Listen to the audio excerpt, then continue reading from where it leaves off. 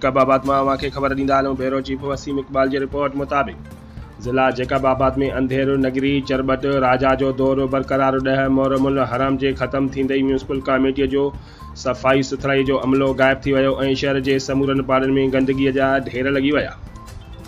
ज़िला Jacobabad municipal sanitary committee जा sweeper 10 Muharram हराम खां पोइ गायब थी विया। गिरोही मोहल्ले जे रहवासियुनि जो चवणु आहे त असां केतिरा ई भेरा सैनिटरी इंस्पेक्टर इसरार अहमद शेख खे ॿुधायो त असांजो समूरो पाड़ो गंदगीअ जो ढेर बणिजी वियो आहे ऐं असांजे पाड़े जूं घिटियूं ऐं नालनि में बि गंदगीअ जा ढेर लॻल आहिनि। इबादत गाहुनि मस्जिदनि ऐं इमाम बारगाहनि में गंदगीअ जा ढेर लॻल आहिनि। बदबू सबबि इबादत करण में ॾुखियायूं थी रहियूं आहिनि। पर सैनिटरी इंस्पेक्टर इसरार शेख खे का बि परवाह नाहे। ज़रियनि मूजिबि लॻे थो त कुझु स्टाफ खे वीज़ा ते छॾे उन्हनि खां पैसा वठी रहियो आहे, जंहिं करे असांजो बिरोही मोहल्ला गंदगीअ जो ढेर बणिजी वियो आहे।